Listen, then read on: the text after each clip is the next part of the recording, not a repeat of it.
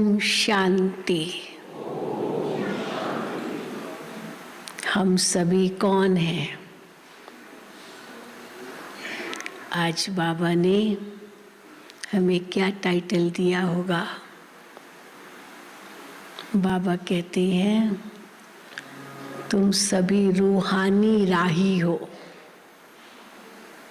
राही राह पर चलता है, रूहानी राही हो।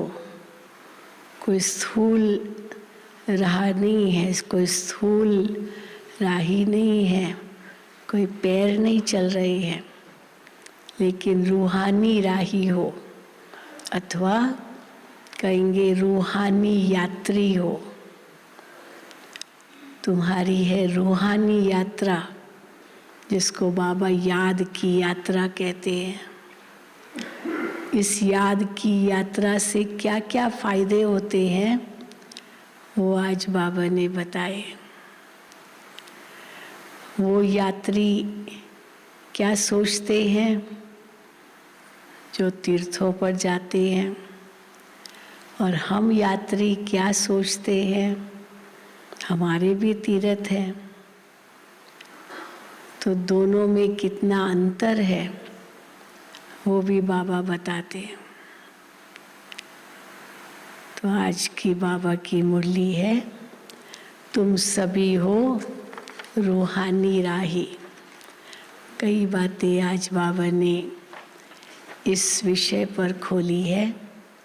सुनेंगे बाबा के महावाक्य। आज 26 मार्च 3 महीना 2022 है। 26/3/22। मीठे बच्चे, अब बेहद की रात पूरी हो रही है। दिन आने वाला है। वापिस घर चलना है। रात के राही भी हैं, दिन की ओर जा रहे हैं। अब ये रात पूरी हो रही है, दिन आने वाला है, वापिस घर चलना है। इसलिए अब दर दर भटकना बंद करो। रात को भटकते रहे, अंधेरे में तो भटकना ही होता है ना, पता ही नहीं चलता कहाँ जा रहे हैं।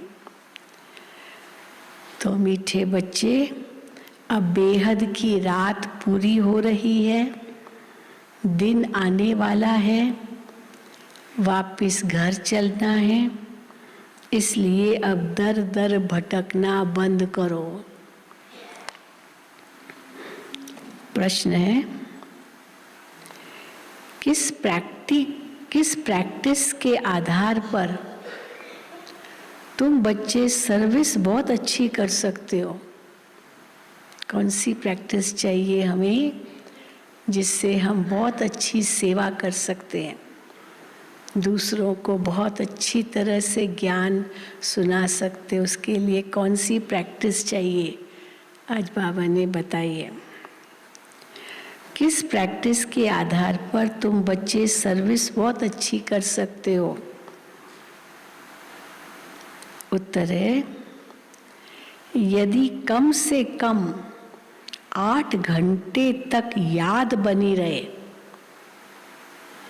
सेवा दूसरे की करने लिए ज्ञान का मनन चिंतन चाहिए, लेकिन ज्ञान का मनन चिंतन के लिए भी याद जरूरी है।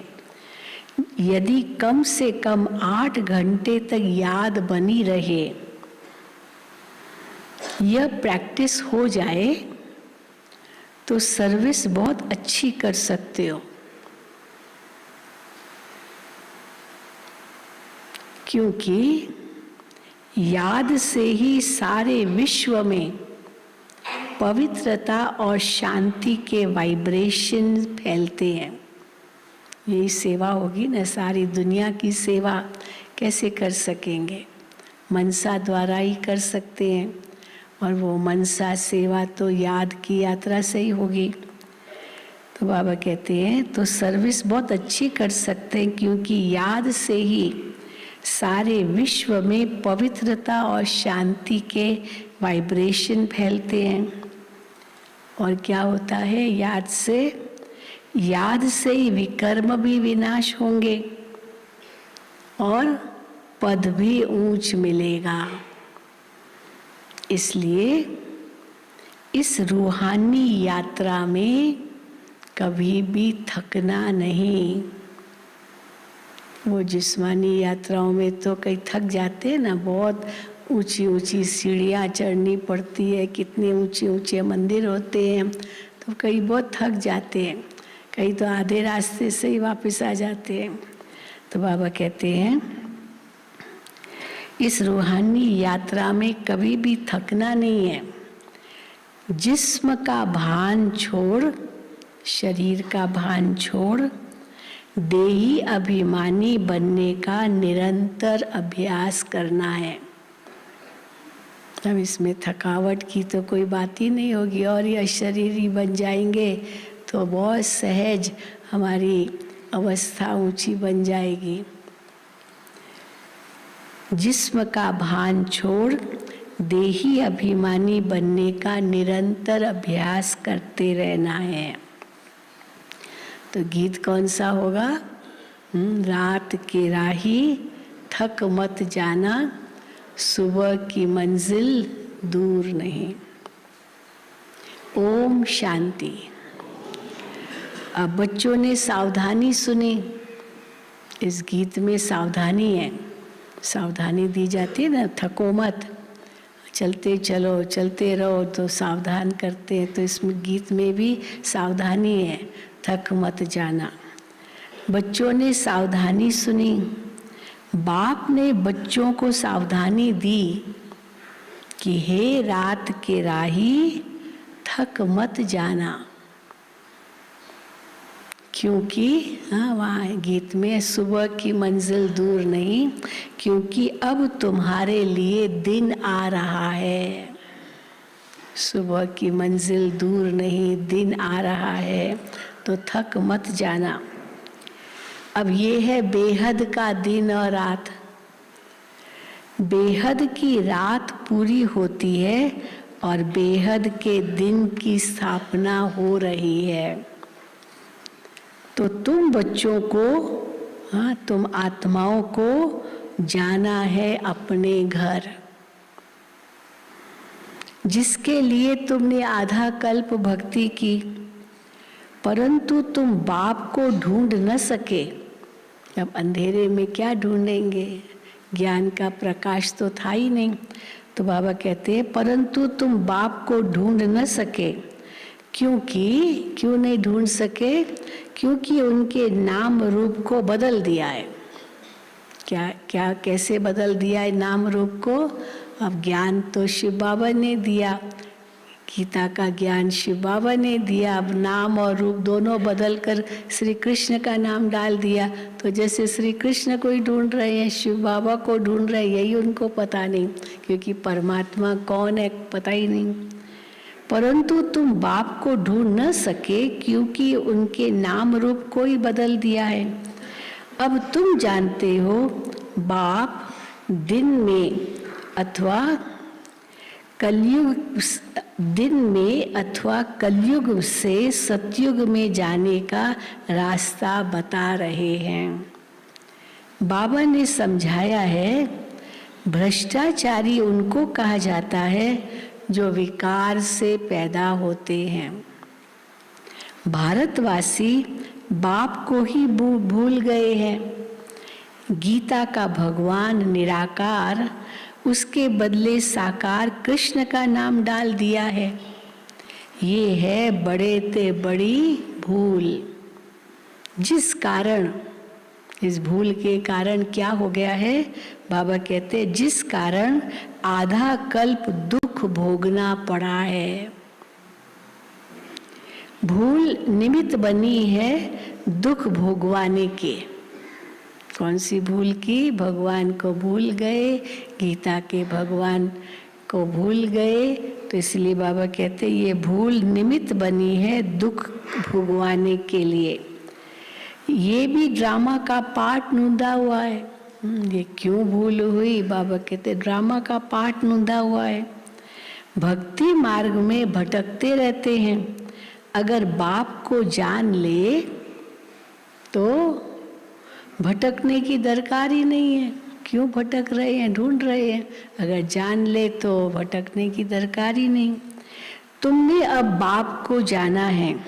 श्री कृष्ण अगर इसी रूप में आए जैसे दिखाते हैं, उसी रूप में अभी आए अगर, फिर तो उनको पहचानने में कोई तकलीफ ना हो। क्यों नहीं पहचानेंगे उनको? मोर मुकुटधारी मोहिनी रूप होगा, क्यों नहीं पहचानेंगे उसको? कृष्ण को तो कोई भूल न सके। सारी दुनिया एकदम चटक पड़े, उसको छोड़े ही नहीं। अगर श्री कृष्ण आ जाए ऐसे समय तो समझे कि श्री कृष्ण तो हमको स्वर्ग में ले चलेगा। स्वर्ग से आया है, वैकुंठ से आया है, तो वो हमको स्वर्ग में ले चलेगा, क्योंकि वो तो स्वर्ग का मालिक है। वैकुंठनाथ कहते हैं ना श्री कृष्ण को, क्योंकि वो तो स्वर्ग का मालिक है, उनको कोई छोड़े ही नहीं। परंतु समझाने की बड़ी युक्ति चाहिए। कैसे समझाएं कि आखिर भगवान कौन है? अगर समझाने की युक्ति नहीं आती है तो क्या होता है, कई बार युक्ति से समझाना है। अभी ये नीचे संत महात्माएं आए हैं, उनको भी युक्ति से ही समझा रहे हैं। सीधा ही कह देंगे तो शायद थोड़े बिगड़ भी पड़े, तो युक्ति से ही समझा रहे हैं। तो बाबा कहते हैं अगर समझाने की युक्ति नहीं आती है तो कहाँ कहाँ डिससर्विस कर देते हैं, क्योंकि खुद ही पूरा समझा हुआ नहीं है। जो किसको अच्छी रीति सिद्ध कर हिसाब किताब बता सके। इस समय सब पतित हैं, गाते भी हैं पतित पावन सीताराम, परंतु पावन बनाने वाला कौन है ये कोई नहीं जानते। वो त्रेता युग वाला सीता का राम तो नहीं है ना, तो इसलिए पतित पावन कौन है ये कोई नहीं जानते। गीता का भगवान कृष्ण समझ लिया है। राम का तो कोई शास्त्र नहीं है, माना वो तो चलो श्री कृष्ण का नाम दिया तो गीता जैसे श्री कृष्ण ने गाई, श्री कृष्ण ने ज्ञान दिया, लेकिन राम का तो उस प्रकार से कोई शास्त्र नहीं है कि राम ने वो ज्ञान दिया। हाँ, भले रामायण में है, परंतु वो तो उसकी कहानी है, परंतु राम ने ज्ञान जो दिया वो ज्ञान का कोई शास्त्र उस रूप से तो बताते नहीं है।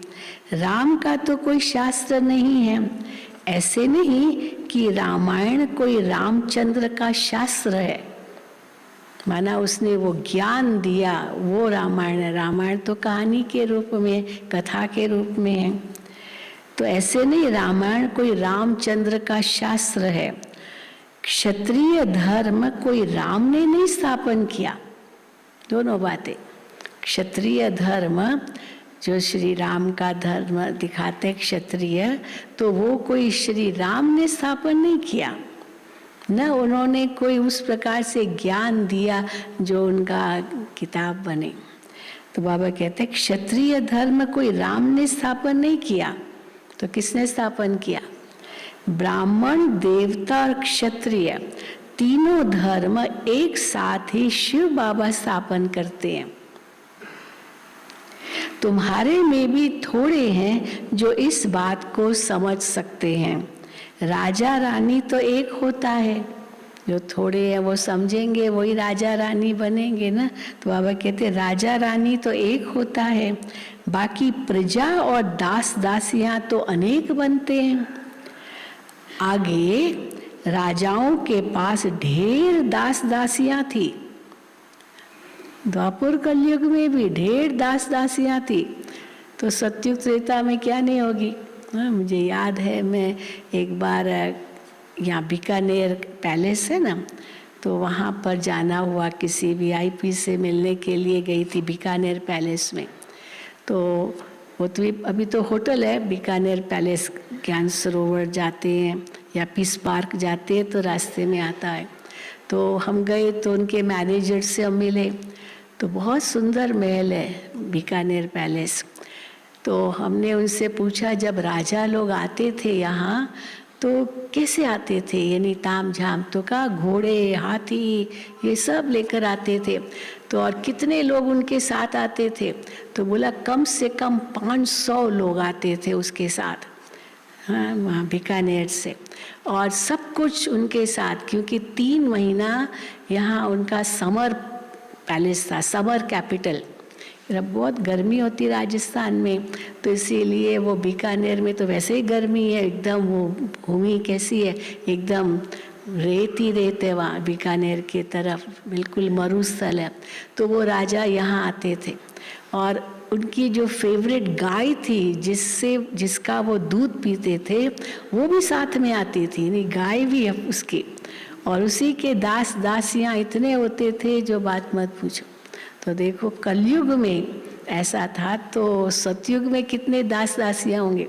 यहाँ तक कि बाबा कहते हैं जब लक्ष्मी नारायण माना स्वयंवर समारोह होता है तो उसमें राधे को कितने दास दासियाँ दिए होंगे उनके माता पिता ने, क्योंकि जब ससुराल में जाएगी तो थोड़ी कोई वहाँ नहीं मिलेंगे, उनके ही वो दास दासियाँ होंगे जो उनको साथ में दहेज के साथ साथ दास दासियाँ भी देते हैं। तो बाबा वर्णन करते हैं, तो बाबा कहते हैं राजा रानी आगे राजाओं के पास ढेर दास दासियाँ थी, कोई बहलाने के लिए, कोई डांस करने के लिए। डांस का शौक तो वहाँ भी बहुत रहता है, कहाँ सतयुग में 3 कलाएं तो सतयुग में बहुत ही प्रसिद्ध है, एक संगीत कला, नृत्य कला और चित्रकला। ये 3 कलाएं बच्चों को यही सिखाया जाता है ना। तो वहाँ देवताएं क्या दिखाते, डांस करता हुआ ही दिखाते। तो इसलिए बाबा कहते हैं डांस का शौक तो वहाँ भी बहुत रहता है, बाकी राजा रानी बहुत थोड़े निकलते हैं जो अच्छी रीति समझ और समझा सकते हैं इस ज्ञान को। प्रदर्शनी की सर्विस से मालूम पड़ जाता है कि कौन कौन अच्छी रीति समझा सकते हैं। तो पहली बात ये समझानी है कि भगवान को न जानने के कारण सर्वव्यापी कह दिया है।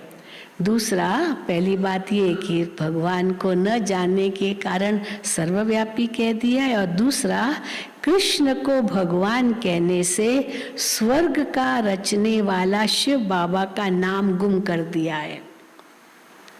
निराकार बाप ही सबका रचयिता है, उस एक को ही याद करना है, वही राजयोग सिखलाते हैं। परंतु गीता में जो कृष्ण भगवानो वाच्य लिख दिया है, इस कारण ही हाथ में गीता उठाए झूठी कसम लेते हैं। हाजिर नाजिर समझकर जो कहूँगा सच कहूँगा, तो भगवान तो कहाँ हाजिर नाजिर है, जानते ही नहीं हैं, पर गीता उठाते हैं और कृष्ण को गीता का भगवान समझते हैं, तो जैसे झूठा कसम हो गया। अब बताओ क्या श्री कृष्ण हाजिर नाजिर है? क्या श्री कृष्ण हाजिर नाजिर है? वह परमात्मा, निराकार परमात्मा हाजिर नाजिर है। सब मूंझे हुए, किसको आप हाजिर नाजिर समझते हो? अब तुम बच्चों को सवेरे उठ प्रैक्टिस करनी है समझाने की। आजकल ये नहीं करते। हम भगवान को हाजिर नाजिर समझकर मैं जो कहूँगा सच कहूँगा, अभी वो हाजिर नाजिर शब्द हटा दिया। मैं जो भी कहूँगा सच कहूँगा, सच के सिवाय कुछ नहीं कहूँगा, बस इतना तक ही कहते। तो बाबा कहते हैं अब तुम बच्चों को सवेरे सवेरे उठ प्रैक्टिस करनी है समझाने की। राजा जनक का मिसाल बाबा देते हैं, कहते हैं अष्टावक्र ने जनक को ज्ञान दिया, परंतु वो कोई ब्रह्म ज्ञान तो है नहीं, ये है ब्रह्मा ज्ञान। शिव बाबा ने ब्रह्मा द्वारा ज्ञान दिया, ब्रह्म ज्ञान कुछ नहीं है।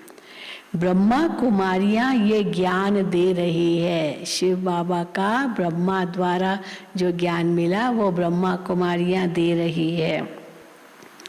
ब्रह्म कुमारियां नहीं होती है, लेकिन सब अक्सर करके यही कहते हैं ब्रह्म कुमारियाँ, ब्रह्म कुमारियाँ। हाँ, ब्रह्म को कोई कुमारियाँ नहीं है, वो तो तत्व है।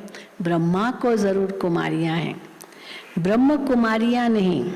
वो लोग ब्रह्म को ईश्वर समझते हैं, परंतु नहीं, ईश्वर तो बाप है, बाप का नाम ही शिव है। ब्रह्म तत्व बाप नहीं है, उनका नाम शिव नहीं है। शिव तो चेतन है, ब्रह्म तो जड़ है तत्व। ईश्वर तो बाप है, बाप का नाम ही शिव है। ब्रह्म तो तत्व है। ये सब बातें मोटी बुद्धि वाले समझ न सके। नंबरवार दास दासियां भी बनते हैं। जो पूरा ज्ञान नहीं समझेंगे वो दास दासी बनते हैं। समझना चाहिए, अगर हम किसको अच्छी तरह समझा नहीं सकते तो हमारा पाठ पिछाड़ी में है। शुरू में आएंगे, लेकिन दास दासी अंत में जा कर के छोटा मोटा पद मिलेगा, तो हमारा पाठ पिछाड़ी में है। तो फिर पुरुषार्थ करना चाहिए। सारी दुनिया में जो कुछ सिखलाते हैं वो देह अभिमान से ही सिखलाते हैं। देही अभिमानी सिवाय तुम ब्राह्मणों के कोई है ही नहीं। बड़ी चैलेंज है। जाओ दुनिया में देखो, कोई देही अभिमानी है? कोई नहीं। तुम्हारे में भी नंबरवार है जो आत्म अभिमानी बनते हैं। हम आत्माओं को सुनाते हैं, हम आत्मा बोल रहे हैं, ये तो कोई भी नहीं समझता। आत्मा इन ऑर्गन्स द्वारा बोलती है। आत्मा कहती है मैं नहीं सुन सकती हूँ। अभी वो गूंगा बहरे होते ना, तो न सुन सकते न बोल सकते, केवल इशारे से कहेंगे, पर आत्मा अंदर से कहती तो है ना। भले मुख वो होठ या गला ठीक नहीं है या कान नहीं सुन पाते, लेकिन आत्मा तो बोलती है ना। आत्मा तो देखती भी है, साक्षात्कार भी होते हैं, कई होते दिखाई नहीं देता, लेकिन अंदर ही अंदर साक्षात्कार करते हैं। आत्मा इन ऑर्गन्स द्वारा बोलती है। आत्मा कहती है मैं नहीं सुन सकती हूँ, मेरे ऑर्गन्स खराब है। तो देही अभिमानी बनने में मेहनत है। सतयुग में देही अभिमानी रहते हैं, बाकी परमात्मा का ज्ञान नहीं है सतयुग में। बाप कहते हैं मेरा सिमरण वहाँ कोई नहीं करते। सतयुग में याद कोई नहीं करता, मेरा सिमरण वहाँ कोई नहीं करते, वहाँ दरकार ही नहीं। सिमरण अथवा याद एक ही बात है। सिमरण करना अथवा याद करना एक ही बात है। वो लोग माला हाथ में लेते हैं, मुख से राम राम कहते हैं। अब यहाँ हम माला लेकर के राम राम राम थोड़े मुख से कहते हैं, हम कैसे याद करते हैं? यहाँ तो राम अक्षर कहना भी रॉन्ग हो जाता है, क्योंकि राम अगर कहेंगे तो त्रेता युग वाला राम याद आ जाएगा। इसीलिए बाबा कहते हैं यहाँ तो राम अक्षर कहना भी रॉन्ग हो जाता है। राइट अक्षर है शिव बाबा, तो राइट अक्षर शिव बाबा है। परंतु शिव बाबा भी कहना नहीं है, शिव बाबा शिव बाबा शिव बाबा ऐसे नहीं कहना है। बाप को याद करने के लिए नाम थोड़ी लिया जाता है। बाप को याद करना है, ये है यात्रा। जिस्मानी यात्रा पर जाते हैं तो भी याद रखते हैं। हम अमरनाथ पर जाते हैं, यात्रा करने जाते हैं ना, चलते जाते अमरनाथ की जय, अमरनाथ की जय, बद्रीनाथ की जय जय जय के वो याद करते हुए आगे बढ़ते हैं। तो हम अमरनाथ पर जाते हैं, वो नाम तो लेना पड़ता है ना कहाँ जहाँ जा रहे हैं। तुमको कुछ भी जपना नहीं है, तुम जान गए हो अब नाटक पूरा होना है। हमारे 84 जन्म पूरे हुए, ये पुराना चोला अब छोड़ना है। पाठ बजाते बजाते पतित होना ही है। तो बाप कहते हैं ये जो मनुष्य सृष्टि रूपी झाड़ है उनका थुर सड़ गया है। थुर सड़ गया है। थुर क्या है? देवी देवता धर्म, वो सड़ गया है। बाकी टाल टालियां बची है, ये भी तमो प्रधान हो गए हैं। सब तालियां भी तमो प्रधान अवस्था में आ गई है। झाड़ की आयु अभी पूरी होती है, फिर से नाटक रिपीट होना है। हर एक अपना अपना पार्ट बजाएंगे, दूसरी कोई दुनिया नहीं है। ये धरती एक ही है, हाँ, ऐसे नहीं और कोई दुनिया है जहाँ मनुष्य होंगे या कोई चेतनता होगी, जहाँ पर कोई जीवित प्राणी होंगे। बाबा कहते दूसरी कोई दुनिया नहीं है। अगर होती तो हम पढ़ते क्यों? चले जाते उस दुनिया में, पर इसी दुनिया में आना है, इसी दुनिया में सतयुग होना, इसी दुनिया में देवता बनना है, इसलिए ये पढ़ाई कर रहे हैं। अगर होती तो हम पढ़ते क्यों? कहते हैं बाबा फिर से आकर राजयोग सिखलाओ, गीता ज्ञान सुनाओ, पावन बनाओ। हाँ, अगर दूसरी दुनिया होती वहाँ ऐसे चले जाते। अभी भी कहते हैं हाँ, मून पर प्लॉट लेंगे, वहाँ जाके रहेंगे, पर दूसरी कोई दुनिया में जाने का प्रश्न ही नहीं है। इसलिए भगवान को यहाँ ही बुलाते हैं कि आकर के पावन बनाओ, फिर से आके राजयोग सिखलाओ, गीता ज्ञान सुनाओ, पावन बनाओ। परंतु पतित हम कैसे बने हैं ये कोई नहीं जानता है। हम पावन थे ये भी कहाँ कोई जानते हैं। पावन थे फिर पतित बने ये तो कोई नहीं जानता है। अब फिर पावन बनना ये भी कोई नहीं जानते हैं। तो बाबा कहते हैं ये कोई नहीं जानते, अब तुम जानते हो हम ही पावन थे। फिर हिस्ट्री रिपीट होती है, फिर पावन बनेंगे। अब बाप कहते हैं वापिस घर चलना है। घर में तो बाप ही रहता है। घर जाना है किसके पास? बाप के पास। तो घर में तो बाप ही रहता है। कहते हैं परम धाम में रहते हैं, फिर भूल जाते हैं। पता है बाबा परम धाम में रहते हैं, तो परम धाम में बाबा को याद करना, फिर भूल जाते हैं। आत्माएं भी ब्रह्मांड में रहती है, हम भी वहीं के रहवासी हैं। ये सृष्टि है, इसमें मनुष्य रहते हैं। वहाँ आत्माएं रहती है, ये सृष्टि, इसमें मनुष्य रहते हैं। ब्रह्मांड में आत्माएं रहती है, फिर आती है यहाँ पाठ बजाने ब्रह्मलोक से। ऊपर में आकाश तत्व है, पैर सबके पृथ्वी पर है, बाकी शरीर कहाँ है? वो तो आकाश तत्व में ही है। शरीर तो ऊपर है और पैर धरती पर है, तो शरीर कहाँ है? वो तो आकाश तत्व में ही है। वहाँ तो आत्माएं स्टार्स रहती है, वहाँ गिरने की चीज नहीं जो हम गिर पड़ेंगे। वहाँ अब ऊपर जाते जाएंगे, अंतरिक्ष में जाते हैं। अंतरिक्ष से वो अंतरिक्ष यान से निकल करके फिर धरती को देखा।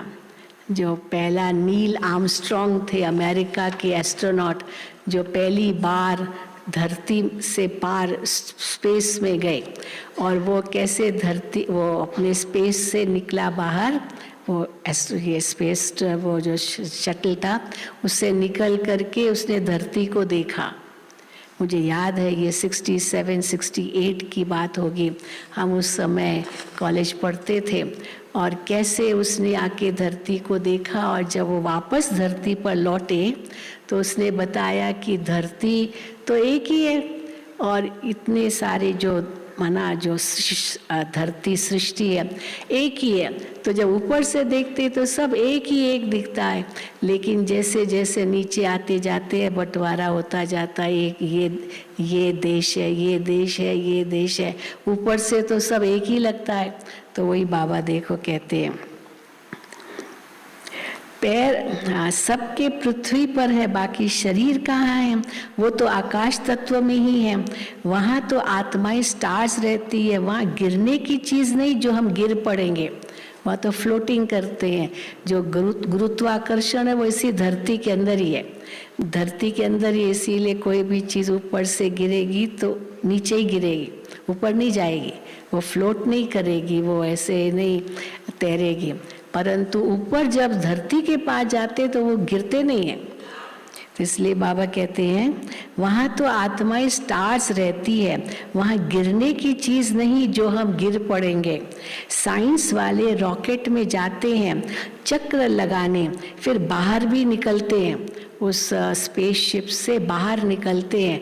अभी नील आर्मस्ट्रॉन्ग, वो उसका अनुभव उस समय अखबारों में बहुत आया था और बाबा उसका वर्णन करते हैं।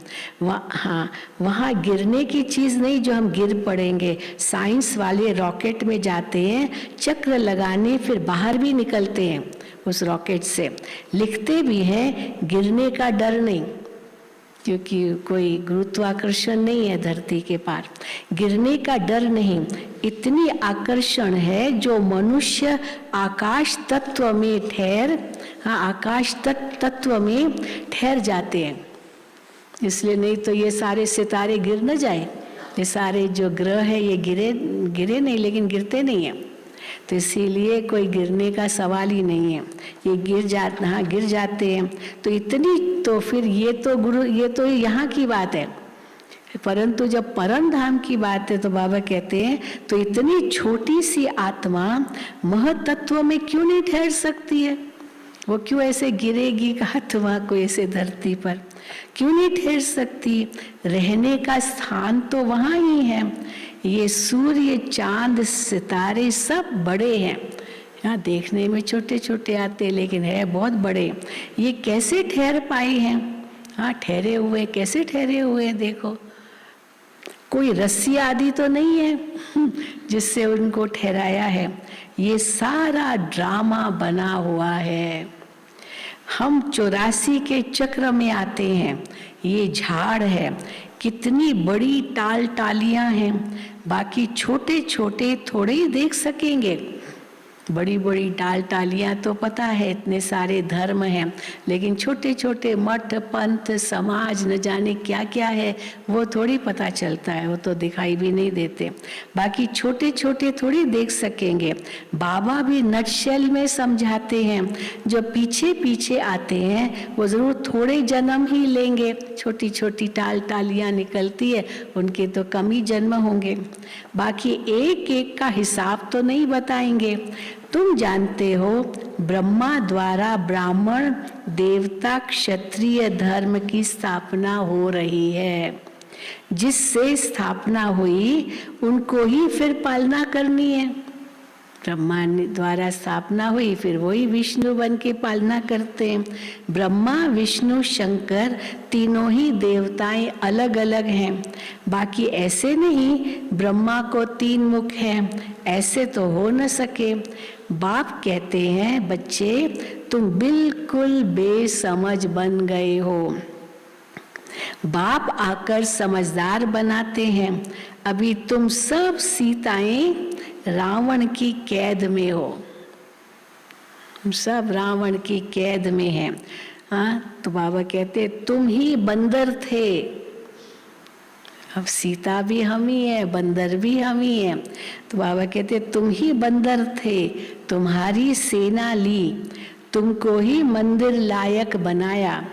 अब राजधानी स्थापन हो रही है, जितना जो श्रीमत पर चलेंगे उतना ही ऊंच पद पाएंगे। तुम जानते हो हमारे मम्मा बाबा नंबर 1 में जाते हैं, तो हमको भी क्या करना है? हाँ नंबर 1 में जाना है। तुम जानते हो हमारे मम्मा बाबा नंबर 1 में जाते हैं, स्थूल वतन में तुम्हारे सामने बैठे हैं, सूक्ष्म वतन में भी देखते हो बैठे हैं। संदेशियां जाती है ना, देखती है बाबा मम्मा बैठे हैं। और फिर वैकुंठ में भी देखते हो, यही फिर लक्ष्मी नारायण बनते हैं। और फिर वैकुंठ में भी देखते हो, पहले बहुतों को साक्षात्कार कराया गया, फिर सब थोड़ी कृष्ण बन जाएंगे। अब साक्षात्कार तो करते थे, लेकिन सब कृष्ण श्री कृष्ण तो नहीं बनेंगे। बाल लीला आदि दिखाई जाती है पुरुषार्थ कराने के लिए। साक्षात्कार में देखते थे कैसे बाल लीला हो रही है, कैसे सब रास कर रहे हैं। तो बाबा कहते सब तो नहीं बनेंगे श्री कृष्ण, हाँ बाल लीला दिखाई जाती है पुरुषार्थ कराने के लिए। बिगर पुरुषार्थ महाराजा महारानी तो नहीं बनेंगे। जो पक्के निश्चय बुद्धि है वो एकदम थम जाते हैं, थम जाते माना ठहर जाते हैं। बाकी धीरे थोड़े थोड़े संशय बुद्धि है वो तो बाबा का हाथ भी छोड़ के जा सकते हैं, पर जो पक्के निश्चय बुद्धि है वो एकदम थम जाते हैं, ठहर जाते हैं। बाबा हाँ भी वो क्या कहते हैं बाबा को, बाबा हम तो आपको कभी नहीं छोड़ेंगे। कई फिर ऐसे कहते कहते भी छोड़ देते हैं, प्रतिज्ञा भी करते बाबा हम आपको कभी नहीं छोड़ेंगे, फिर भी बाबा कहते छोड़ देते हैं। आश्चर्यवत सुनंती कथंती भागंती हो जाते हैं। ये पहले की कहावत है, हाँ है, अभी अभी भी ये सब कुछ होता ही रहता है। कहते हैं कल्प पहले भी ऐसे भागंती हुए थे। बाबा तो फिर यही कहेंगे कल्प पहले भी हुए थे, इसलिए इस कल्प में भी हुए हैं। किस पर भी भरोसा नहीं, जैसे श्वास पर भरोसा नहीं, कब शरीर छूटे आत्मा कब उड़ जाए कोई भरोसा नहीं। फिर इसी प्रकार बाबा का बनकर फिर भी मर जाते हैं तो किसी पर भी भरोसा नहीं। आज बाबा कहता है कल बाबा को छोड़ देगा, पता भी नहीं चलेगा। बाबा का बनकर फिर भी मर जाते हैं। ईश्वरीय जन्मदिन भी मनाते हैं, ईश्वरीय जन्मदिन भी मनाते हैं, फिर भी मर जाते हैं अथवा हाथ छोड़ देते हैं। बाबा घड़ी घड़ी कहते रहते हैं तुम ऐसे समझो तो हमको अब अपने स्वीट होम में जाना है। इसलिए बाप और घर याद पड़ता है। भक्ति मार्ग में भी आधा कल्प याद किया है, परंतु वापस तो कोई भी नहीं जा सकते। जानते ही नहीं तो जा कैसे सकेंगे, घर का रास्ता ही पता नहीं तो जा कैसे सकेंगे। वो रूहानी राही बन कैसे सकते हैं। एक तो आत्मा का ही पता नहीं, परम धाम का ही पता नहीं, तो बाबा कहते हैं वो रूहानी राही बन कैसे सकते हैं। तो कौन है रूहानी राही, जो अपनी रूह को जानते हैं, जो रूहों के घर को जानते हैं, उनको पता है कैसे उस रूहानी घर में जाना होता है।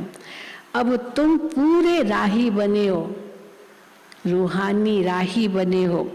जो जास्ती याद करते हैं उनके पाप कटते जाते हैं। यात्रा का भी ध्यान रखना है।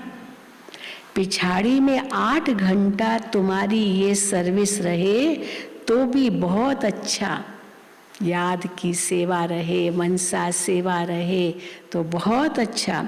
ये है शांति और पवित्रता के वाइब्रेशन फैलाना। याद के द्वारा शांति और पवित्रता के वाइब्रेशन फैलाना। आते ना शाम, निमाज शाम को यहाँ कितना अच्छा लगता है। सब आते हैं, मैंने देखा ज्ञान सरोवर से भी इतने आ जाते हैं, पता नहीं कहाँ कहाँ से पहुँच जाते हैं, इतनी यहाँ भीड़ हो जाती है, लेकिन अच्छा लगता है। वाइब्रेशंस बहुत पावरफुल होते हैं संध्या के समय। तो बाबा कहते हैं ये है शांति और पवित्रता के वाइब्रेशन फैलाना। याद से विकर्म भी विनाश होंगे और पद भी ऊंच मिलेगा। इसीलिए कहा जाता है रात के राही थक मत जाना। कलयुग का अंत माना, कलयुग का अंत माना ब्रह्मा की रात पूरी होना। सबको वापस जरूर जाना है, रूहानी घर को याद करना है। रूहों को अब जाना है, जिस्म का भान छोड़ना है, देही अभिमानी बनना है। ये है याद की यात्रा। अच्छा, मीठे मीठे सिकिल दे बच्चों प्रति माता पिता बाप दादा का याद प्यार और गुड मॉर्निंग। रूहानी बाप की रूहानी बच्चों को नमस्ते। हम रूहानी बच्चों की रूहानी बाप दादा को याद प्यार गुड मॉर्निंग और नमस्ते। धारणा के लिए मुख्य सार, पक्का निश्चय बुद्धि बन दृढ़ संकल्प करना है कि हम बाप का हाथ कभी नहीं छोड़ेंगे। है ना पक्का निश्चय सबको? पक्का निश्चय बुद्धि बन दृढ़ संकल्प करना है कि हम बाप का हाथ कभी नहीं छोड़ेंगे।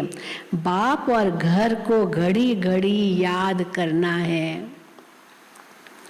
दूसरा, देही अभिमानी बनने की मेहनत करनी है। 5 विकारों रूपी रावण की कैद से छूटने के लिए श्रीमत पर चलना है। मंदिर लायक बनने का पुरुषार्थ करना है। वरदान, ज्ञान युक्त भावना। भावना, श्रद्धा, विश्वास, ये बहुत सुंदर शब्द है, लेकिन ज्ञान युक्त भावना हो।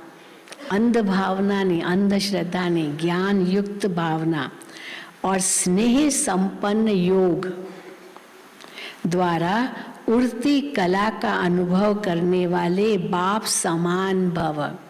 ज्ञान युक्त भावना और स्नेह संपन्न योग द्वारा उड़ती कला का अनुभव करने वाले बाप समान भव। जो ज्ञान स्वरूप योगी तो आत्माएं हैं, वे सदा सर्व शक्तियों की अनुभूति करते हुए विजयी बनते हैं। जो सिर्फ स्नेही व भावना स्वरूप हैं, उनके मन और मुख में सदा बाबा बाबा है, इसलिए समय प्रति समय सहयोग प्राप्त होता है।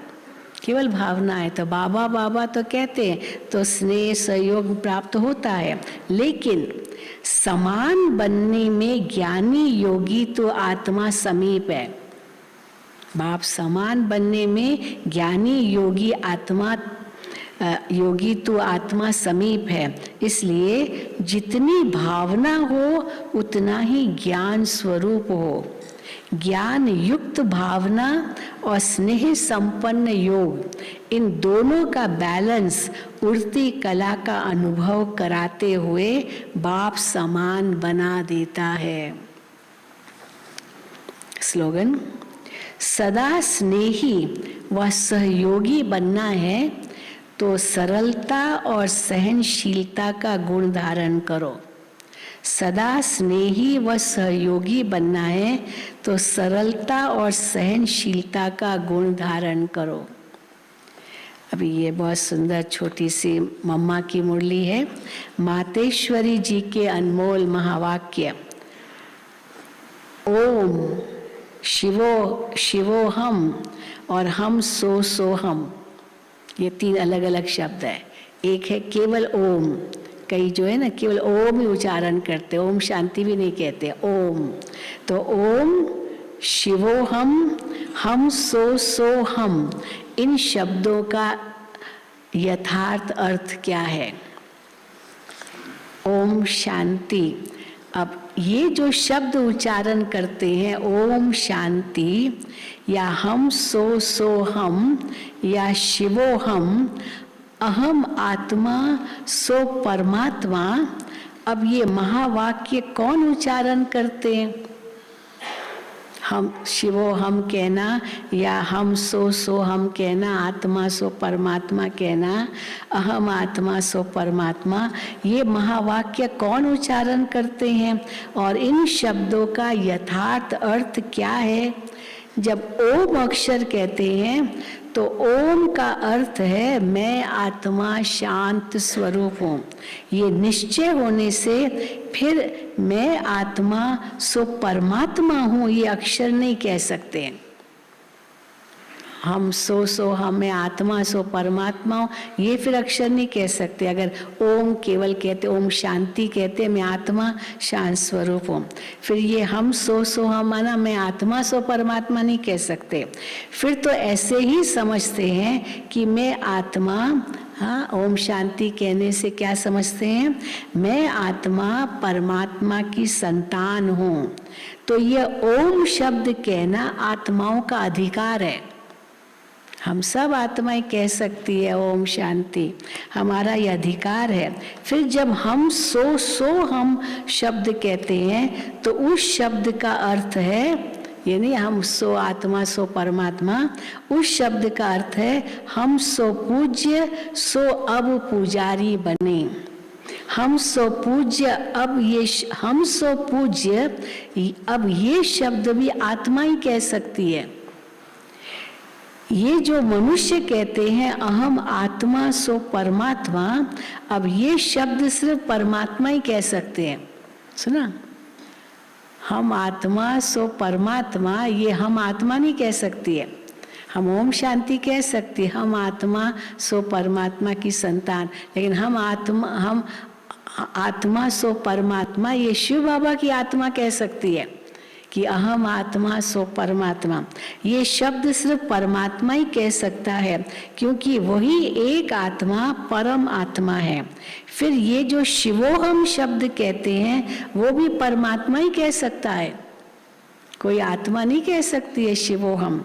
वो शिवोहम भी परमात्मा ही कह सकते हैं, क्योंकि वो शिव है।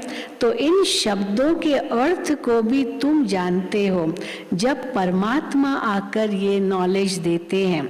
बाकी और धर्म वालों को, क्रिश्चियन आदि को ये मालूम ही नहीं है कि हम सो पोप बनूंगा। अब अगर मानो क्रिश्चियन धर्म वाले भी कहे हम सो हम, तो अभी कोई क्रिश्चियन हो और उसको पोप बनाया जाता है, पर उसको पहले थोड़ी मालूम होगा कि मैं कोई पोप बनने वाला हूँ। ये तो बाद में उसको बनाएंगे, पर हमको तो पता है ना, हम सो पूज्य, हम सो पुजारी बनते हैं, हम सो आत्मा सो परमात्मा की संतान, ये हम सबको पता है। तो इसलिए वो पोप बनने वाले को ये थोड़ी मालूम होगा कि हम सो पोप बनूंगा। उन को ये नॉलेज ही नहीं है। अभी हमको ये नॉलेज मिली है कि हम सो देवता बनेंगे। हमारे सामने देवताओं का यादगार चित्र है और साथ साथ उन्हों के जीवन चरित्र, हिस्ट्री भी है। गीता भागवत सामने है, ये सब उनकी हिस्ट्री बताते हैं देवताओं की। क्योंकि हम आदि से अंत तक सारे कल्प के चक्र में हैं, और वो धर्म पिताएं जब आते हैं तो वो कल्प के बीच में आते हैं। अब वो धर्म पिता को ये थोड़ी मालूम होगा कि मैं फिर पुनर्जन्म लूंगा, शायद एक जन्म में पोप भी बनूंगा, ये तो थोड़ी उनको पता होगा। लेकिन हम तो जानते ना हमारे 84 जन्मों को। तो बाबा कहते हैं क्योंकि हम आदि से अंत तक सारे कल्प के चक्र में हैं, और वो धर्म पिताएं जब आते हैं तो वो कल्प के बीच में आते हैं, इसलिए वे हम सो शब्द नहीं कह सकते हैं। हम सो ये थे, हम सो ये बनेंगे, ज्ञानी नहीं। ओम शब्द कह सकते हैं, वो भी ओम शब्द कह सकते, क्योंकि आत्माएं तो सभी है। अच्छा, ओम शांति। हाँ, ये मम्मा की मुरली, मम्मा बहुत गहराई में ले जाती थी एक एक शब्द के। बाकी आपको तो आपने सुना ही, कल देखा भी होगा, बहुत सुंदर दादी रतन मोहिनी का जन्मदिन मनाया।